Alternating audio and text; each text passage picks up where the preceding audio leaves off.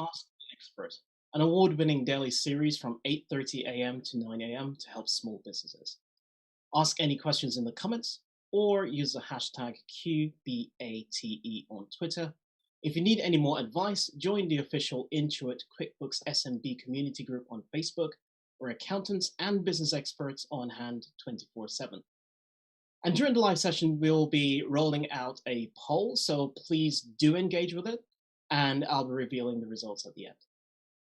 So, my name is Royden Greaves, and I am one of the co founders of JH Flemings, a private office that's designed to help entrepreneurs to manage and subsequently create new wealth where relevant. So, we help them with new ideas, we help them to ideate, to scale, and subsequently exit their businesses, whilst, of course, remaining tax efficient along the way. Coronavirus 2019, in my opinion, has decimated businesses throughout 2020. It's a health issue with far-reaching consequences for the UK economy, and is an economic issue with far-reaching consequences for our individual financial health. And as a company, we believe that small businesses are the lifeline of the future UK economy. So one of the things that we want to do is to work with as many people as we can, both now and in the future, to just give your ideas a chance. And one of the common issues that I've come across over the years is, listening to individuals who say, I don't have a good idea, or I don't know how to come up with new ideas. So what I've done recently is to test the concept of crowdsourcing opportunities. It's a concept that's had input from over 10 of our venture capital backed companies, as well as 2 venture capitalists themselves. And today, I guess I'm going to share with you what I discovered. And I'm going to keep things super simple. Well, mainly for me. So I'm going to call this the 10-day startup.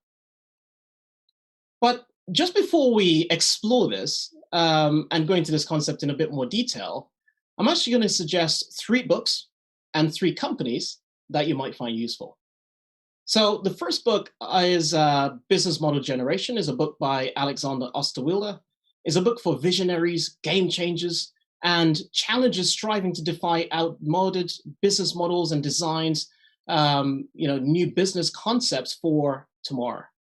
The other business idea that you could be thinking about from a book standpoint is Atomic Habits, and there's a book by James Clear. It teaches all about the importance of getting the simple things in life right, really tiny habits. And the third is a book called Project Evo. Now, this is a personalized planner that is designed for you, and you could go through the app and experience the whole thing of how you come up with the ways in which you think and the best ways for you to plan. And for this book, I guess you'll be the author. And 3 startups that might be relevant for you in growing a new business or a new idea. So Tectonic London, that's Tectonic, London.com, and that's for idea validation. That's a company that's run by Nana Parry. Claimer, who's run by Adam McCann, that's normal spelling of claimer.com. It's to help you with research and development tax credits, so getting some money back from the revenue, not something that's normal. And in terms of, many of us who are trying to start new things, we certainly need some funding. So Virgin Startup Loans could be something to look at as well to help you with some money for your new ideas. So the 10-day startup. Oh, and by the way, one thing that I should say is that my co-founder always says, let's treat today as day one. So day one, I want you to call 10 friends. Call 10 friends and ask 2 questions. The first question is, what do you find most frustrating about your day? Yeah, so what do your friend find most frustrating about their day? Call 10 people and ask this question. And what that would do is to help you to generate business to consumer ideas. The second question is, what does your employer find most frustrating during their day? And that's to help to generate business to business ideas. And then on day 2, what you go about doing is to crowdsource microvalidation. So what I mean by that is you basically take the frustrations that your friends would have had and you put that into a questionnaire or survey format. You can then go to someplace like your social channels and do QuickBooks type planning. So in the same way that QuickBooks would go onto, social media, ask questions, and we're having this very session that we're having right now on Ask the Expert, you could use stuff like SurveyMonkey, we're going to be running a poll later, quick polls for Slack, quick polls for Instagram, and try and get some feedback from people about, do they share the same problem as well? On day 3, we want to then do a similar thing. So we're going to crowdsource micro-validation for the business-to-business ideas. So these are ideas that your friend said that they believe that employers might have some challenges with this. And you go through the same process. So run some polls and get some feedback. Now, day 4, what we're going to do is to choose the problem. So that's the problem that's garnered the most votes. That's the one that you're going to go with. Or you might decide to go with the one that's garnered the second most popular votes if it's something that excites you a bit more. And then you want to come up with some potential solutions to that problem. Maybe three potential solutions. Now, day 5. This one is super simple. Go to Google and Google Lean Canvas template and download it. Go to YouTube and type in Lean Canvas tutorial and learn it. And then create your own Lean Canvas. Create your own Lean Canvas for your idea. It's a 1-page business plan, super simple. Then on day 6, what you need to do is to try out the concept of determining product market fit. And what I mean by this is someplace where you could ask yourself 3 very simple questions. Number 1, is it a problem that's actually worth solving? The second thing is it a problem that so yourself as an individual, is it a problem that I could solve? And the third question is there a viable business model to monetize this idea? Now, day 7, all you want to do is to ask for some help. So go to LinkedIn or any other social network that you're part of and start looking for some of the talent, some of the people that you might be connected to, and ask for some help. Try and find someone who will be able to give you like 5, 10, 15 minutes of their time, even maybe a bit more. And all you want to do is to share your vision, share your idea, share the big question that you've come up with, that you've discerned over this process. And you never know, you might just happen to find a co-founder in the process who could complement the skill sets that you have. Then on day 8, I'll suggest go to Fiverr. That's Fiverr. I'm a huge fan of Fiverr, by the way, because it's a place where you can find great ideas in terms of people who can execute things on your behalf for a very low price. Fiverr. And the things that you're looking for on Fiverr, you want to basically go about trying to find a brand designer. You want to find someone who's really good at copywriting, who could help you with that, and a squeeze page designer. Now, I'm not going to try and be super intelligent here. Up to a few weeks ago, I had no idea what a squeeze page was. So it's basically a landing page that's specifically designed to help you collect email addresses. So this is something that you would need to have in the future to start building up the community to get your idea out. And when you're on Fiverr, you want to look for individuals who have really strong ratings and great reviews to help you to beautifully represent the problem that you've discerned, as well as the solution that you're proposing to put forward. Because it's really important that you tell your story about your product or service in the best way possible. Now, day 9, and granted, it might take more than a day to do this, but you want to launch your new landing page because you want to start collecting these email addresses and building out your solutions in a bit more detail. So we're now down to the magic 10. So day 10, what we want to do is to get your first sale.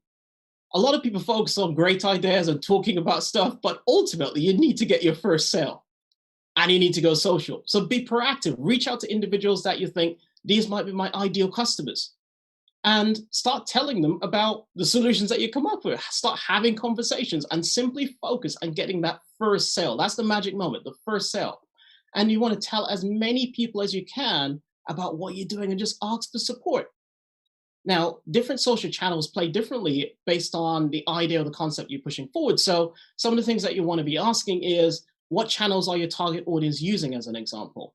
Or what channels are your competitors using? Because that's also quite important, because in anything we do, we will have a competitor somewhere or a close competitor. And then you want to think about what type of marketing campaign do you actually want to run? So for example, what I mean by this is, if you're thinking about company news or digestible thoughts, then maybe something that's like Twitter might be a good place to be. Or if it's something more along the line of video content, it could be YouTube, Vimeo. Well, I'm not a social media expert by any means, but we all know that if you want image-based content, then perhaps Instagram or Pinterest might be something that be more applicable in that example. Or editorial content could be Medium, LinkedIn. I'm starting to get a little bit more engaged with LinkedIn, my only social media bit. And if he's looking for community-driven content, then Facebook could be more appropriate. Now, if you're looking for an area where people are actually asking questions, Reddit, Quora, that could be something else. Now, if the results are actually compelling from everything you've done so far, I personally think that this is your formal request from the masses to help them start solving yet another problem. So that's why I coined the 10-day startup. So it's a crowdsourced idea that I would love to hear more about from you as you go through your journey. And what's important is that you treat today as day one and start somewhere, start anywhere, but just make a start. I'll be keen to hear about the really cool ideas that you've been thinking about on the back of this session over time, over the coming weeks, months. So please do reach out to me on LinkedIn, as I'd love to be getting the lowdown of some of the things that you're actually coming up with and doing.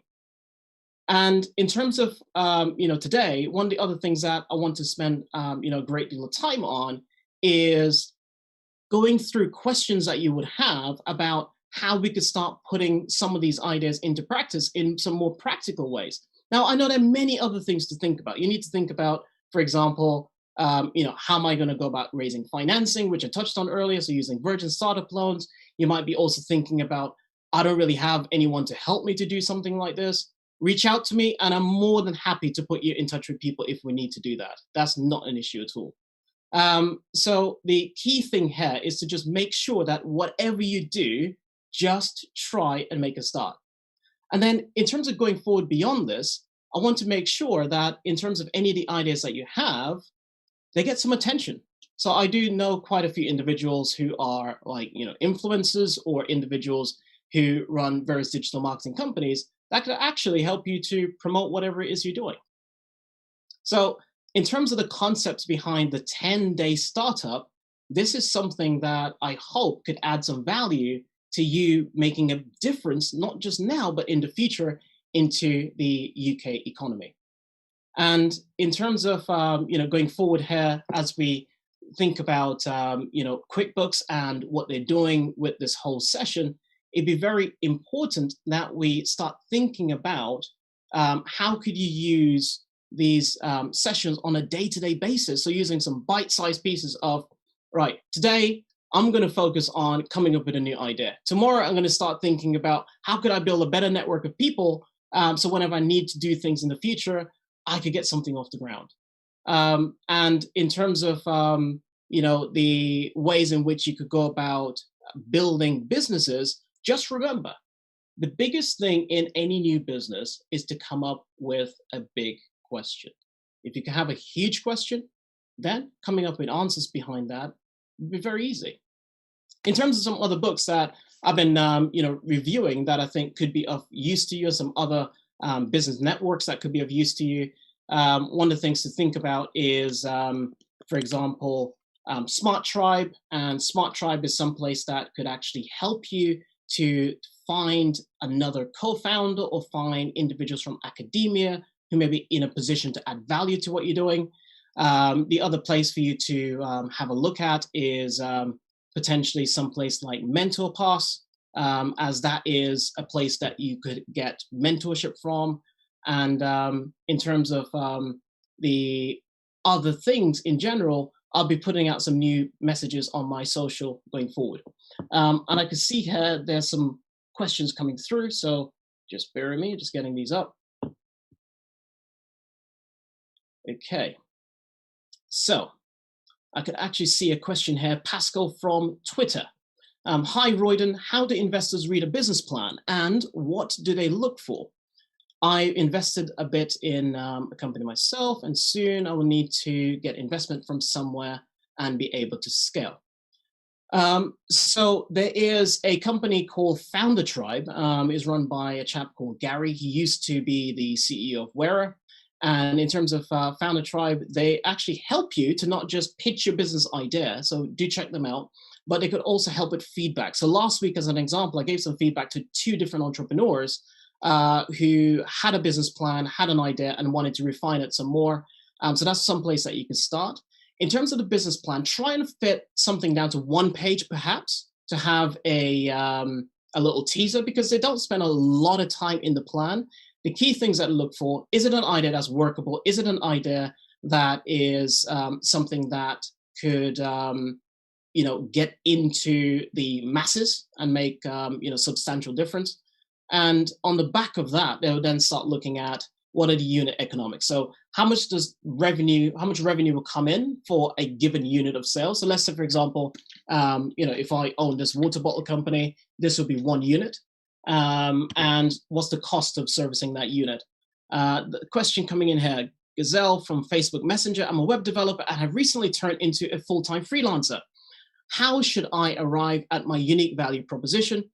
It's undercutting my fee. Is undercutting my fee something that I can go with from the beginning? The only strength that I could think of is my 10 years of experience. Well, if I was to go all the way back to university and start again, I'll probably do some development work myself. So that's a really good skill to have. Now, one of the things that you can potentially do in terms of being unique is to try to help individuals to think about how could they most beautifully put out their ideas, their concepts. So as an example, one of the things that I see that's successful on LinkedIn is individuals going out there to say, here's some ideas, here's some things that I've come up with, here's some concepts I've actually come up with, and here's some things that you could do. Now, if I was a web developer myself, or designer in anything, what I will do is to get in touch with a few entrepreneurs and tell them, by the way, I'm able to build out this little concept for you. If I could do this, could I get a percentage of your business? As an example. Because one of the things, if you kind of think about your skill is time and material. So there's only so many websites you could build. So if one route in terms of further monetizing the business, you could decide to build templates and put templates out there in terms of WordPress templates or other templates that depend on what you're building, whether you're building in like PHP stuff or you're doing WordPress stuff, depending on what metrics you're using. So that's one way in which you could sort of scale. Another way in which you could scale is to do something for someone who's trying to build out an idea, who don't have the cash to do it, and take a percentage of that.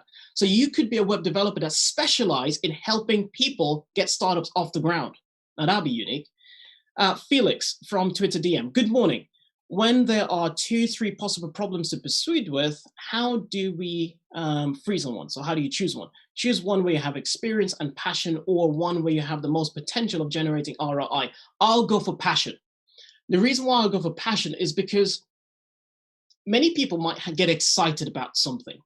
But the people who are excited about things and the people who are good at things are not necessarily the people who win, the people who succeed.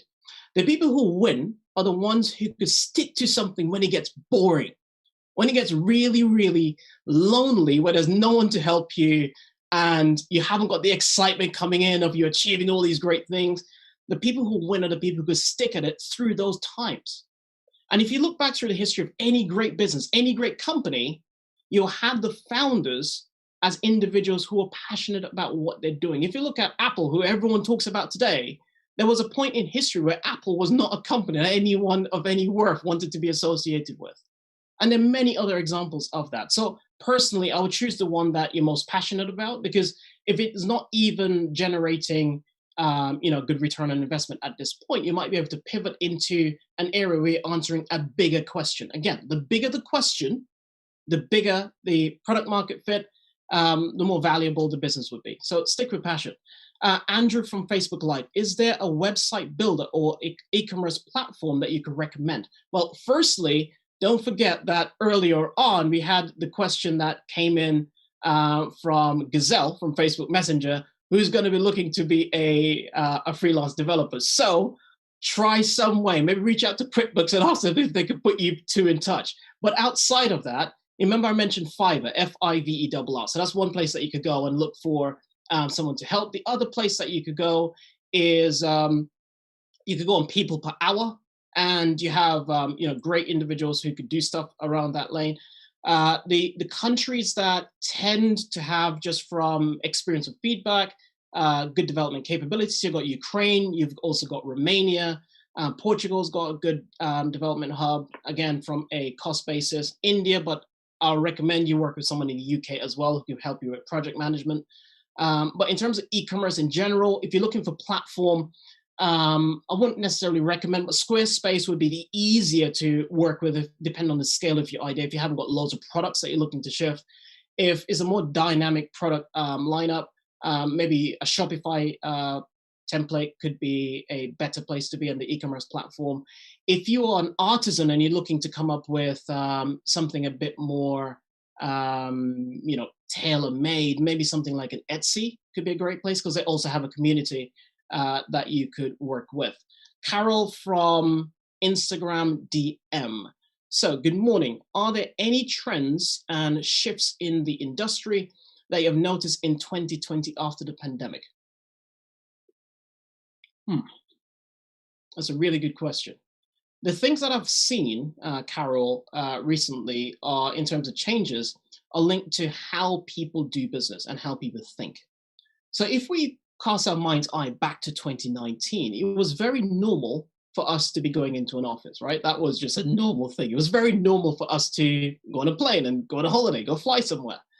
Now it's normal to probably feel very, somewhat isolated, or is normal to feel a little bit estranged if you go to a restaurant as you haven't been one to, let's say, 8 months. So the things that I've noticed is a change in shopping patterns. So the way in which people think about curating items has changed. The way in which people think about holidays have changed. So I realized, so we have, I'm familiar with a few individuals that have travel businesses, and there's a huge uptake in staycations. And that's not just in the UK, but that's more of a global thing.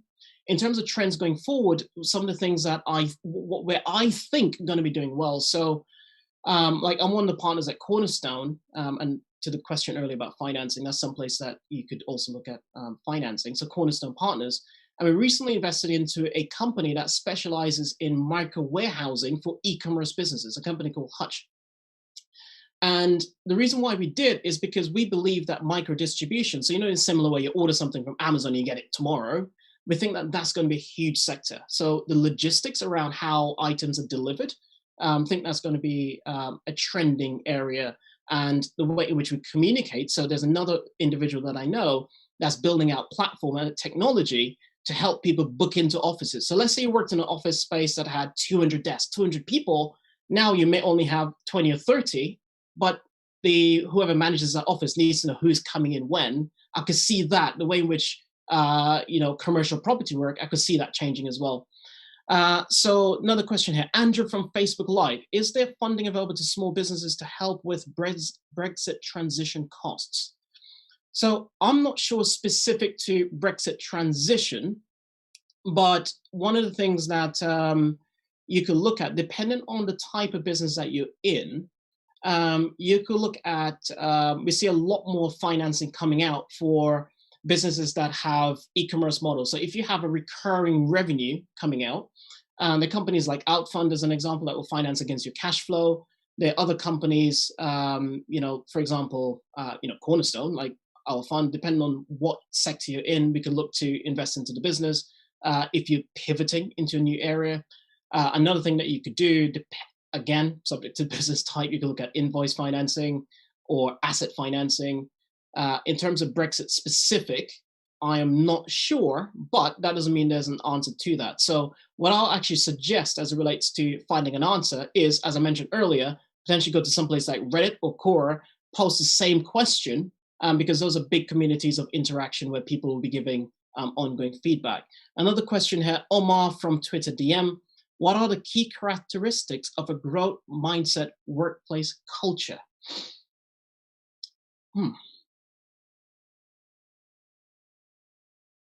In my opinion, and this is my opinion, a growth mindset culture is a culture that's curious, a culture that doesn't really accept the answers that exist today as simply the right answers for every situation. It's a culture where you're willing to do the very, very, very tiny things well to give your brain the space to create and be creative. And what I mean by the small things, well, going to sleep on time, eating on time, making sure that you have enough exercise, making sure that you're breathing enough fresh air. And the reason why I mention these things is because it's important to get yourself into a state of flow. Because once you get into a state of flow where you're working on tasks that are just a little bit outside of your comfort zone. So again, you need a company that encourages that. You're able to, feel focused, but you feel like you could achieve that thing, but it's stretching you a bit. You've got the energy to pursue it. And if you think about a company and the company construct of Google, when they first launched, they had 4 days where you work on their stuff, 1 day where you can work on your stuff. If you look at Google in 1999, 2000, where you had effectively a search engine, and you look at Google now, to which you have a plethora of services, that led to that outcome. So freedom at the core, freedom of thought, encourages that, and the willingness to be challenged, because a lot of senior management in different companies don't like to be challenged. Benji from Facebook Messenger, great session, Royden. Thanks. You wouldn't imagine how nervous I was before this. I really was. Love the 10-day startup talk. My question is about scaling up. Cool. Once we have developed and successfully tested MVP in the market, how do you go about scaling the sales and revenue? The key thing. So if we focus on what is a great business, you're looking at customer acquisition cost of in the region of $1. You're looking at churn rate of less than 10%. You're looking at your net growth rate. So that's when you factor in your churn rate, you add in any value adds of about 110%. In terms of scaling up the business, I think if it's specific to sales and marketing, I'll focus on where your competition's spending money. I'll then hire a growth hacker, because what a growth hacker would do, imagine if I was in town, your town, wherever your local town is, and I held up a placard to basically say, come and shop in this shop. Someone behind me saying, oh, by the way, come and shop in my shop instead, because it's much cheaper, much better. A growth hacker could basically get your information right behind where your competition is spending money to leverage their budget. Now, in terms of the quick thing that I need to do here is the poll results. And I'll come back to any more questions if I have time. So the poll results are in. And the question that we asked you, is your business ready for Brexit? Is the business ready for Brexit? And the results are, unsurprisingly, very, very similar to the referendum. So it's a 50-50 split. Some of you said, yes, it is. Some of you said, no, it's not. Now, I know that this is an ongoing matter of discussion, a live debate that's happening right now. The key thing for us to do is to ensure that you keep thinking about what are the potential ramifications of Brexit, and make sure that you try and prepare. Be ready. Don't let things hit you by surprise. You have control of the situation is the quick thing that I'll suggest. Now, loads more questions are here. I'll quickly cover this and then I'll wrap, but I'm sure I'll be back at some point. So Wayne from Twitter DM said, how can we create the conditions for best ideas and insights? In my opinion, I think that in terms of creating the conditions for thinking is exploring new things. So for example, if you go into nature, so your eyes, when you're young and you're born, so before you even come out, your eyes actually come out of your brain is something that is created to look forward. And if you go into a nature environment where you could be seeing, so not with any phones or any distraction, you just look into the open, your brain, the chemical releases in your brain change, and you could be more creative in that space and just think as freely as you can. But as usual, if you got any questions, please get in touch with QuickBooks support team. And that could be on Facebook, or you could reach out to myself on LinkedIn. So search for Royden Greaves. And coming up on Ask the Expert on Monday is Aaron Patrick, who is he's a UK Intuit QuickBooks certified trainer and is also the head of accounts at Bofix. Aaron is also a great YouTube influencer. He has a social channel called Aaron Patrick. And that's the QuickBooks chat, where he gives you a tour of the world of QuickBooks Online. So make sure you check it out and check out his YouTube channel as well. And a reminder that if you need any more advice, do join the Intuit QuickBooks SMB community group on Facebook, where accountants and business experts on hand 24/7. Thank you so much for tuning in today. I really enjoyed answering your questions. I enjoyed the session. Have a great weekend, and I look forward to seeing you all again. Take care.